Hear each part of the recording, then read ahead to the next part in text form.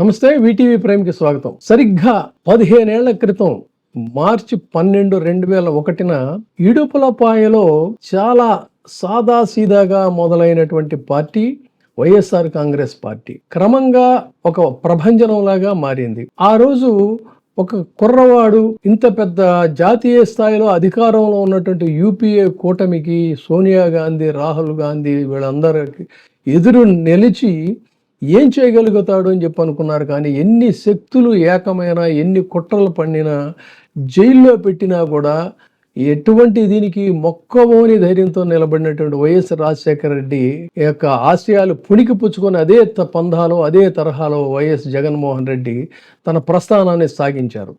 క్రమక్రమంగా అది ఒక జన ప్రభంజనం కింద మారింది. అధికార పక్షమైనా విపక్షమైనా సరే ప్రజల కోసమే అని చెప్పినటువంటి మాటని జనం విశ్వసించారు. ఆ రోజు యువజన శ్రామిక రైతు కాంగ్రెస్ పార్టీ, వైఎస్ఆర్ కాంగ్రెస్ పార్టీ పేరుతో ప్రారంభించినటువంటి పార్టీ ఏడాదికే 17 అసెంబ్లీ స్థానాలు, ఒక ఎంపీ స్థానాన్ని గెలుచుకున్నటువంటి జగన్మోహన్ రెడ్డి 2014 వచ్చేసరికి మేలో జరిగినటువంటి ఎన్నికల్లో 67 స్థానాలు సాధించి కొన్ని సీట్లు చాలా స్వల్ప తేడాతోనే ఓడిపోయి ఒక బలమైనటువంటి ప్రతిపక్షంగా నిలబడి విప్లవ శంఖాన్ని పూరించారు. ఆ తర్వాత రైతు భరోసా యాత్ర, ఏపీకి ప్రత్యేక హోదా వంటి అంశాల మీద ఢిల్లీలో ధర్నా కార్యక్రమాలని చేపట్టి ప్రజాభిమానాన్ని చూరగొన్నారు. ఇక ప్రజా సంకల్ప యాత్ర విషయానికి వచ్చినట్టయితే, ప్రజా సంకల్ప యాత్ర అనేటువంటిది వైఎస్ రాజశేఖర రెడ్డి గారి తర్వాత ఈ ప్రజా సంకల్ప యాత్ర కూడా ఒక చరిత్రాత్మకం.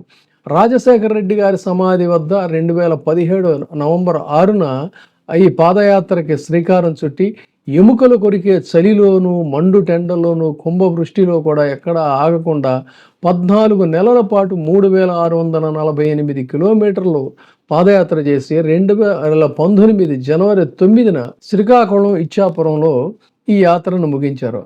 ప్రతి చోట కూడా ప్రజలు జగన్మోహన్ రెడ్డికి బ్రహ్మరథం పట్టారు.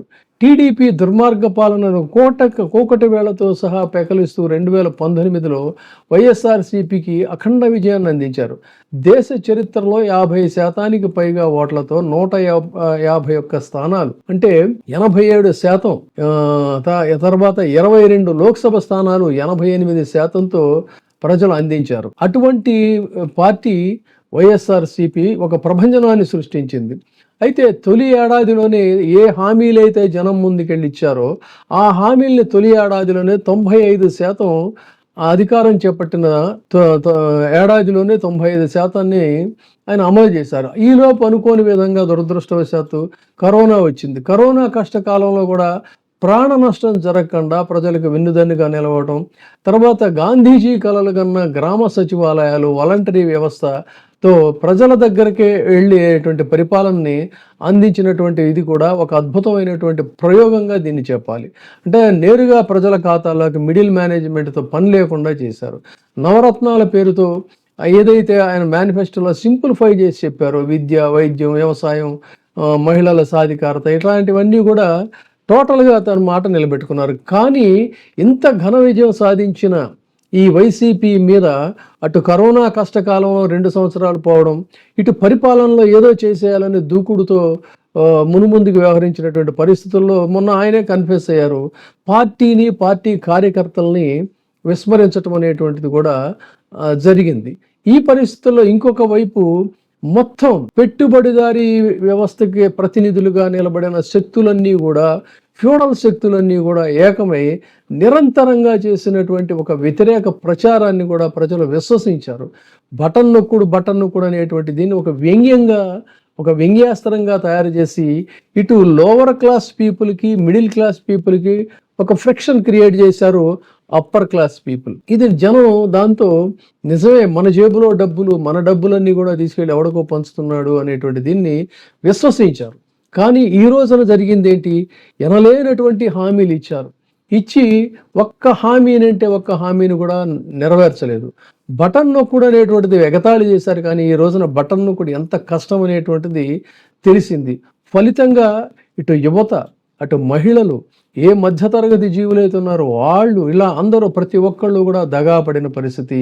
సూపర్ 6 అనేటువంటిది ఒక మొత్తంగా కూడా గాలికి ఎగిరిపోయిన పేలపిండి లాంటి హామీకిళ్ళ కింద మిగిలిపోయిన పరిస్థితుల్లో తిరిగి మళ్ళీ ఒక ఉద్యమ పతాకగా వైసీపీ ఓడిపోయినప్పటికీ కూడా జనం కోసం నిలబడిన పార్టీ అని మళ్ళీ పోరుబాట పట్టింది వైసీపీ. ఆ పోరుబాటలో 2024లో కూటమి ప్రభుత్వం అధికారంలోకి వచ్చాక రైతుల కష్టాలు తిరిగి మొదలవడంతో అన్నదాతలకు అండగా వైఎస్ఆర్సీపీ తొలిసారిగా పోరుబాట పట్టింది. ఆ తర్వాత 13న రైతుల సమస్యల మీద నిరసన కార్యక్రమాలు మాత్రమే కాకుండా డిసెంబర్ 27న విద్యుత్ ఛార్జీల పెంపుని నిరసిస్తూ కూడా యావత్తు ప్రజల తరఫున అదొక ఉద్యమాన్ని నిర్వహించారు. తర్వాత ఇప్పుడు తాజాగా నిరుద్యోగ యువతకు సంబంధించి ఫీజు రియంబర్స్మెంట్కి సంబంధించి ఒక అద్భుతమైనటువంటి కార్యక్రమం. ఇది ఊహించినటువంటి స్పందన, అంటే యువత ఇంత పెద్ద ఎత్తున వస్తుందని చెప్పని కూడా ఊహించాల. ఇలా ప్రజా ఉద్యమాలతో మమేకం అవుతూ ఇక్కడ చెప్పిన విషయం ఏంటంటే, రాజకీయం అంటే కేవలం అధికారాన్ని అనుభవించటము, అసెంబ్లీలో కూర్చొని ఎదుటి వారి మీద ఎకసెక్కాలు, అంటే ప్రజాధనం అక్కడ ప్రతి నిమిషం బోడంత ఖర్చు అవుతుంది. ఆ డబ్బుతో డైలాగులు వేయటం, ఎగతాళి చేయటం, అవతల మనుషుల్ని ఇష్టం వచ్చినట్టుగా మాట్లాడి చేయటం ఇది కాదు. రాజకీయం అంటే ప్రజలతో మమేకం అవటం, ప్రజా సమస్యల్ని రిప్రజెంట్ చేయటం అనేటువంటి దీనికి ఒక ప్రతీకగా నిలబడింది. ఏ వైసీపీనైతే ఘోర పరాజయంలో ఉన్న దాన్ని మళ్ళీ లేవకుండా తొక్కేయాలనుకున్నారో, అలాంటి వైఎస్సీపీ సంవత్సర కాలం లోపే బూడిద నుంచి పైకి ఎగిరిన ఫీనిక్స్ పక్షిలాగా ఈ రోజున విజృంభించినటువంటి స్థితి. అలాంటి స్థితిలో ఖచ్చితంగా ఒక రాజకీయాల్లో ప్రతిపక్షం అనేటువంటిది, బలమైన గొంతు అనేటువంటిది, బలమైనటువంటి నాయకుడు అవసరం ఉంది. కాబట్టి ప్రజాస్వామ్యవాదులందరూ కూడా దీన్ని స్వాగతించాల్సినటువంటి అవసరం ఉంది.